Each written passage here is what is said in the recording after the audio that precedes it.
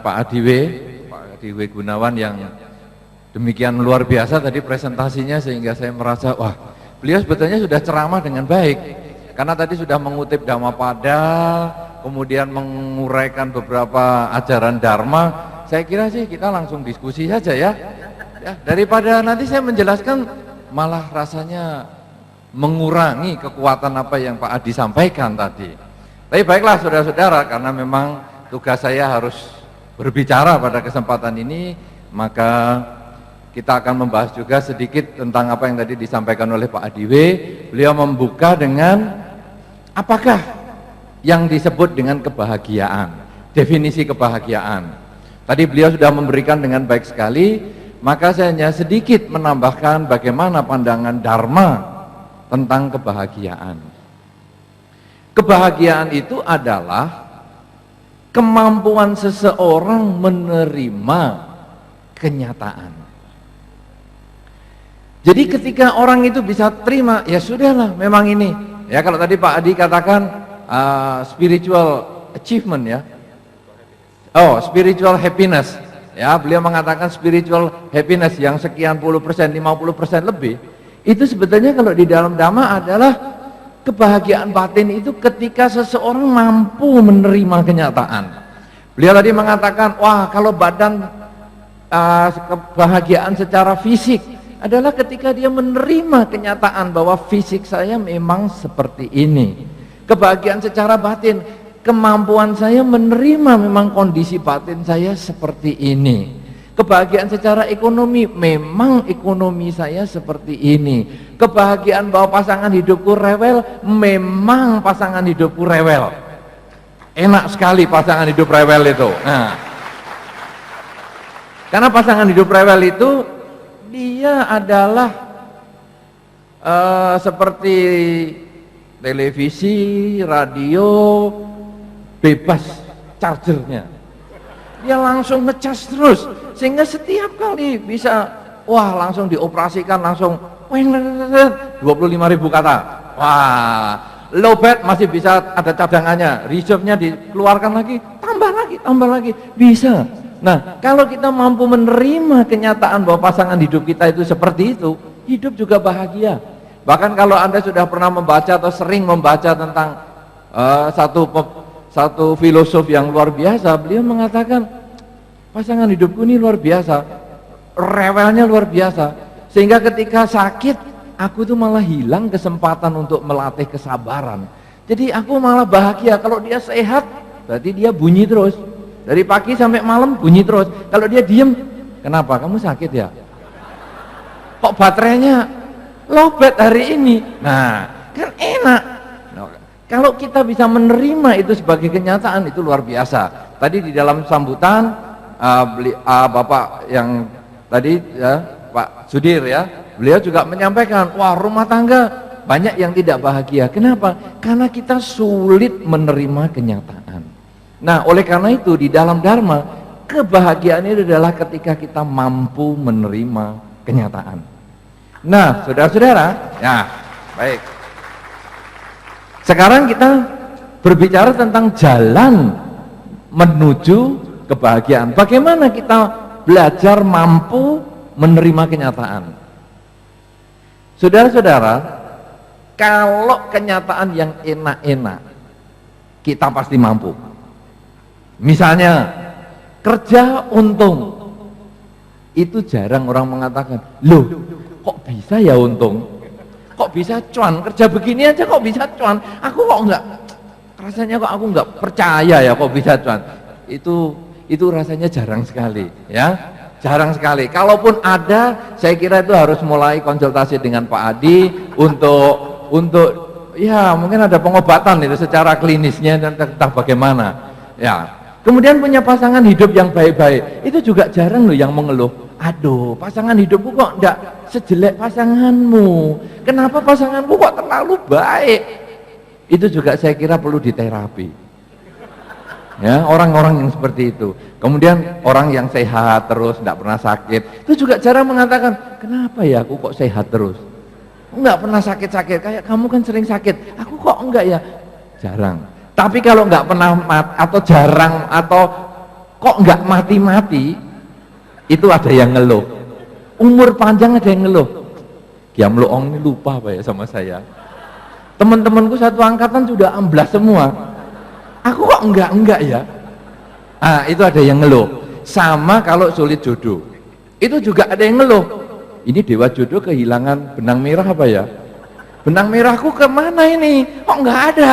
Sampai aku kok nggak ketemu pasangan hidup. Ah, itu biasanya ngeluh. Tapi kalau hoki, kemudian kesehatan, kemudian yang baik-baik, biasanya tidak mengeluh. Oleh karena itu saudara, kenapa manusia tidak bahagia? Ketika dia tidak menerima apa yang dia inginkan. Ya, kalau tadi bahagia adalah kemampuan menerima atau kecerdasan menerima kenyataan. Tidak bahagia berarti dia tidak memperoleh sesuai dengan yang dia inginkan. Sekarang bagaimana cara melatihnya supaya kita mampu menerima kenyataan? Saudara-saudara, sebetulnya bagi umat Buddha ini hal yang sudah biasa sekali. Maka kalau tadi Pak Adi kan ngomong, wah Anda di sini apakah belum bahagia? Nggak ada yang jawab Pak Adi, karena sudah bahagia semua. Ya, cuman mereka ingin menegaskan jalan saya ini sudah benar belum untuk mencapai kebahagiaan. Nah itu maksudnya. Jadi dia tetap dengar di sini karena oh ini jalannya sudah benar, ini langkahnya sudah benar, tinggal dia lanjutkan, kan begitu ya. Nah saudara-saudara ya. Nah sekarang begini, kenapa saya tadi katakan kalau sekarang umat Buddha itu sudah punya jalan menuju kebahagiaan? Karena sudah diajarkan di dalam Dharma sejak pertama kali. Satu contoh, tadi Pak Adi sudah menyinggung tentang meditasi, ya, bagaimana belajar meditasi. Tadi malam kita di Tanjung Pinang juga membahas meditasi, ya cukup lumayan lah. Nah saudara, dalam meditasi itu kan diajarkan, amati proses masuk dan keluarnya nafas. Nafas masuk, sadar. Nafas keluar, sadar. Perintah dalam meditasi adalah amati proses masuk dan keluar. Tidak ada kata-kata yang hanya amati proses masuknya nafas saja. Masuk,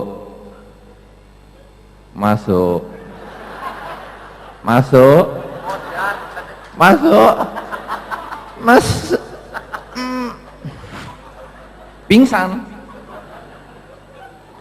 Tapi amati masuk dan keluarnya pernafasan. Masuk, keluar, masuk, keluar. Karena umat Buddha diamati atau dia sarankan untuk mengamati masuk keluarnya nafas, maka apa yang disampaikan Pak Adi itu jadi cocok tadi. Ketika istri itu kan baru keluar nafas, begitu narik nafas masuk, terus gimana? Untuk mengkondisikan keluar, terus tarik nafas lagi, masuk, terus gimana? Keluar, imbang jadinya. Nah, itu cocok karena ada kata masuk dan ada keluar. Artinya apa? Di dalam Dhamma sudah diberikan pengertian hidup ini selalu berproses, ada masuk, ada keluar. Ketika kita bekerja ada keuntungan, tentu ada kerugian. Ada kesehatan, ada penyakit. Ada pertemuan, ada perpisahan. Nah, saudara-saudara, jalan menuju kebahagiaan itu sebetulnya hanya kita tinggal 50%. Jalan menuju kebahagiaan yang mendapat, masuk, untung, sehat, mendapat rezeki, umur panjang, pertemuan, itu kita sudah otomatis bisa. Ya kan? Otomatis bisa loh. Ya. Nah, 50%. Happy sudah. Ini saya pakai prosentase karena tadi Pak Adi juga suka pakai prosentase. Masalah yang ngitung 5% siapa kita belum tanya tadi, ya. Gimana itu cara ngitungnya? Kan belum tanya tadi. Nah, tapi saya juga harus berlagak seperti S3 juga, susah senang sendiri maksudnya S3-nya bagi saya. Nah, saya juga harus pakai prosentase bahwa Anda sudah bisa 50% bahagia, tinggal 50% yang lain. Bagaimana kalau kita berpisah dengan yang dicinta? Harus bisa bahagia. Bagaimana kalau kita rugi? Juga harus bahagia. Bagaimana kalau kita sakit? Juga harus bahagia. Nah, saudara-saudara, karena bahagia tadi adalah menerima kenyataan sebagaimana adanya, maka sekarang kita belajar melepas. Orang yang tadi hemat nafas, tahan, masuk, masuk, masuk, itu karena takut melepas. Ya, itu barusan urusan masuk nafas. Saudara-saudara, ketika kita bertemu dengan orang yang dicintai, kemudian ketika yang dicintai ini pergi dan kita sedih, atau kita malah mengatakan jangan pergi, sudah 10 kelahiran aku suami istri, jangan tinggalkan daku dong, tahan, kan tadi panggilnya Han, tahan maksudnya tahan, itu maksudnya kan begitu. Saya nggak nyinggung siapa-siapa loh ini, saya nggak nyinggung siapa. Hah? Saya nggak nyindir loh ini. Oh, nggak nyindir ini. Maaf kalau kesinggung. Tapi saya nggak nyindir bagian ini kan. Tadi Han, tahan, maksudnya tahan lu sama saya, tahan lu sama saya. Nah, itu sudah 10 kelahiran, tahan. Nah, saudara-saudara, kenapa kok kita tidak mau melepas mereka yang kita cintai? Kenapa kok kita takut berpisah dengan yang kita cintai? Karena kita sulit menerima kenyataan bahwa kita tidak mendapat apa yang kita inginkan. Kenapa saya takut rugi? Karena saya takut melepas sebagian milik saya. Karena rugi berarti kehilangan sebagian harta saya takut melepas itu. Kenapa saya takut sakit? Karena saya takut melepas kesehatan organ tubuh saya. Jadi semuanya yang kita merasa tidak nyaman, yang 50% itu karena ketakutan kita melepas apa yang kita senangi. Nah, saudara-saudara, kalau begitu sekarang di dalam Dhamma ada proses untuk berlatih melepas. Proses berlatih melepas adalah contoh yang paling gampang ditunjukkan, ya salah satunya menjadi biku. Ini contoh nyata, soalnya saya tidak perlu ambil contoh yang lain-lain. Dia tadi bangga dengan istrinya, saya kenalkan istri saya. Pak Ponijan, saya kenalkan. Siapa tadi? Nah, saya kenalkan diri saya sendiri yang biku. S3, susah senang sendiri. Saudara-saudara, menjadi biku adalah belajar melepas. Bukan berarti biku sudah pandai melepas, tetapi minimal kita sedang belajar. Kita menunjukkan contoh supaya Anda nanti masing-masing bisa merenungkan pelepasan itu sendiri.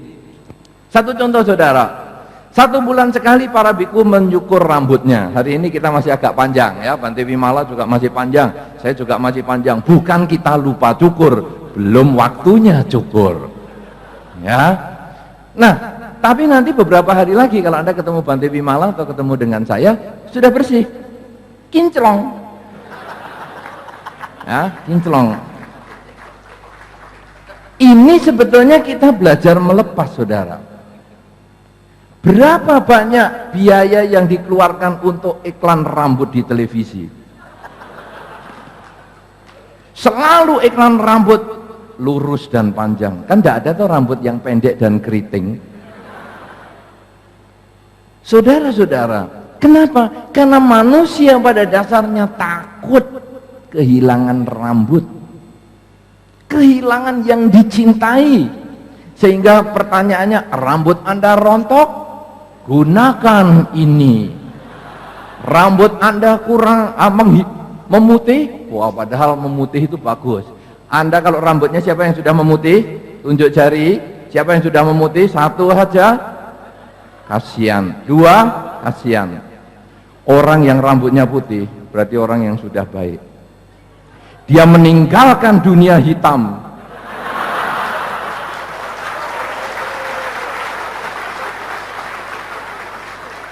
menuju ke dunia putih. Jadi yang mengaku cuma satu, kasihan yang lain. Nah saudara, ketika rambut putih, aduh aku sudah meninggalkan dunia hitam nih, wah sudah mulai memutih, langsung di televisi ada obatnya ini. Jadi tetap maunya ke dunia hitam terus, gini kok mau bahagia. Saudara, ketika para biku memotong rambut, sebetulnya itu menjadi contoh. Ini loh, rambut ini bisa dilepas, bahwa tidak merupakan hal yang menderita bagi orang yang tidak punya rambut. Karena tadi Pak Adi sudah sampaikan, bahagia jika, kan itu keliru pola pikir itu, bahagia jika punya rambut. Keliru. Buktinya apa? Kita bahagia justru karena tidak berambut loh Pak Adi. Enak, begitu rambut panjang rasanya gatel semua. Tapi ya kita terima kenyataan, untung tinggal beberapa hari lagi, katanya begitu. Nah, jadi ketika para biku sebagai contoh pelepasan rambut, maka sekarang Anda untuk bisa bahagia, mampukah Anda menerima rambut Anda itu sebagaimana adanya? Bahwa rambut Anda putih, terima sebagaimana adanya. Ketika rambut rontok, terima sebagaimana adanya. Ketika batin Anda terima, Anda bahagia. Masalah nanti putih kemudian Anda mau semir itu urusan belakangan. Tapi menerima kenyataan bahwa rambut Anda sudah putih, itu adalah hal yang utama terlebih dahulu. Menggunakan jubah, tidak menggunakan pakaian yang seperti Anda gunakan seperti biasa ini. Apa maksudnya saudara? Kadang-kadang Anda yang menggunakan pakaian ini, tadi malam Pak Ponijan mengatakan, biasanya Pak Adi kalau mau presentasi bersama dengan Pak Po, bertanya, dress code-nya apa? Ya, mau pakaiannya apa nih? Mau pakai jas? Wah, sudah sama dengan gambar, nggak usah. Jadi pakai batik. Oke, kan makanya beliau selalu serasi. Nah, saudara, hal ini terjadi di dalam kehidupan Anda sehari-hari. Anda mau ke pesta, pakai baju tertentu. Anda mau olahraga, pakai baju tertentu. Anda mau tidur, pakai baju tertentu. Sehingga saudara, ketika Anda salah menggunakan pakaian, timbul stres. Aduh, ke pesta kok pakaiannya piyama. Waduh nggak cocok, malu aku tunggu di mobil saja. Saudara-saudara, para biku menjadi contoh. Kita melepas keduniawian itu, lalu kita pakai jubah ini. Mau ke pesta, pakai ini. Tidak perlu dikasih rangkepan, apa itu didobel jas, tidak perlu, cukup ini. Mau ke luar negeri, pakai ini. Mau ke hutan-hutan, pakai ini. Mau tidur, pakai ini. Mau mandi, nah itu baru lepas jubah bagian itu. Nah, kecuali jubahnya mau dicuci. Nah, ini sebetulnya untuk menunjukkan kepada kita semua bahwa kebahagiaan bukan terletak pada pakaian, tetapi sesungguhnya pada pola pikir. Ketika Anda mampu menerima kenyataan bahwa ini memang pakaianku, Anda bisa bahagia. Saudara-saudara, kalau tadi Pak Adi sudah mencarikan contoh gambar bayi yang katanya sulit didapat, sebetulnya di internet juga ada Pak Adi. Gambar lain, maksudnya bukan gambar bayi tadi, ada gambar lain Pak Adi. Gambar orang Papua pakai koteka menabung di bank. Cari nanti di internet ada ya, di bank. Jadi pegawai banknya itu rapi, perempuan, wanita, rapi. Di depannya adalah orang Papua, orang Irian, pakai koteka. Anda tahu koteka? Nanti saya cerita muluk-muluk, Anda enggak ngerti nih. Itu makanan apa itu? Koteka itu. Aduh. Koteka itu salah satu pakaian saudara kita yang di paling ujung timur, yaitu di Irian. Nah, itu pakaiannya hanya bentuknya labu sebetulnya. Labu yang diasap, kemudian dalamnya dikeluarkan, dan itu yang untuk pakaiannya. Dan bagi dia itu berpakaian. Kalau pakai sarung dia malah jongkok. Dia merasa aku belum berpakaian. Tapi begitu pakai koteka, dia bangga karena memang dia sudah berpakaian. Nah, itu dia duduk di depan customer service-nya bank itu. Dia pede. Kenapa saudara? Karena dia merasa ini aku bisa terima itu sebagai kenyataan bahwa ini memang pakaianku. Kalau Anda pakai itu, masuk angin. Wah, masuk angin sungguhan. Kena undang-undang lagi. Iya, ini beliau mengingatkan, ini kena undang-undang lagi, jalan-jalan di Batam keluar karena Batam Center dan lain-lain. Ditangkap loh itu. Nah, saudara-saudara, kenapa? Karena Anda tidak bisa menerima itu sebagai kenyataan. Para biku ketika menggunakan jubah sebetulnya mendidik para umat bahwa kamu sesungguhnya bisa menggunakan pakaian apa saja. Bahwa semua itu hanya tergantung pikiran. Terimalah kenyataan walaupun pakaian sobek, kalau memang itu hanya kemampuanmu sampai di situ, terimalah itu sebagaimana adanya. Maka Anda berpakaian kemana-mana, Anda bahagia. Nah, tidak perlu mewah, tidak perlu yang hebat-hebat. Asal Anda punya dan Anda terima sebagai kenyataan, itu adalah mentalitas yang luar biasa bagi Anda. Nah, saudara-saudara, para biku juga meninggalkan keluarga, tidak berumah tangga. Bukan karena kita memang dulu kan kita merasa, loh, aku umurku sudah segini, kok rasanya belum punya pasangan hidup, sudahlah lebih baik jadi biku. Bukan. Bukan seperti itu. Ini harus diluruskan. Karena Bante Vimala menjadi Samanera 18 tahun umurnya. 18 tahun. Jadi beliau kan memang niat, jadi bukan aku kok tidak ada yang sama saya, kok tidak ada ya. Sudahlah jadi Samanera aja. Emangnya kita dikiranya kumpulan orang begitu? Tidak. Saya harus luruskan ini. Nah, saudara-saudara, ketika kita memang tidak memilih, karena perkawinan di dalam Dharma itu adalah pilihan, dan kita memilih untuk tidak menikah, dan kita juga bahagia, maka ini sesungguhnya menjadi contoh bagi Anda-Anda yang kebetulan hingga saat ini tidak menikah. Jangan Anda mengatakan, aduh aku nggak menikah berarti aku nggak lengkap. Jangan kiamat dulu dong, tahun 2012 aku belum menikah. Loh, para biku ini loh juga nggak kepikiran 2012 mau kiamat atau enggak. Kita enggak menikah, kenapa? Karena kita juga bisa bahagia. Karena kita cocok dengan apa yang dikatakan Pak Adi tadi. Bukan kebahagiaan terjadi jika menikah, bukan.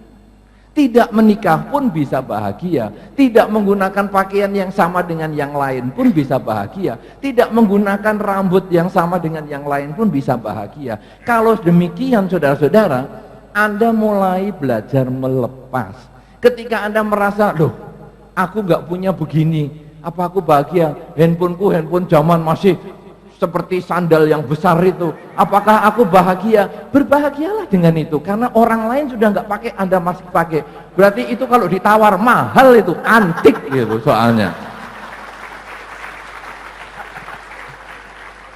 Kalau Anda mampu menerima itu sebagai kenyataan, saudara, hidup ini sangat bahagia. Maka badan, tadi ada bahagia level badan, level pencapaian, level seni, dan lain sebagainya, itu akan Anda dapatkan semua ketika Anda mampu menerima semua itu sebagai kenyataan. Oleh karena itu, saudara-saudara, nanti di dalam pembahasan diskusi kita akan kasih tahap-tahap bagaimana level untuk menerima kenyataan. Paling tidak, sekarang Anda melihat contoh para biku itu. Tidak punya rambut, pakaian yang tertentu, dan hidup dengan gaya tertentu pun bisa bahagia. Makan hanya sehari sekali atau 2 kali pun bahagia. Kenapa saya 5 kali makan kok belum bahagia? Wah, ini berarti mental saya yang masih saya bengkeli.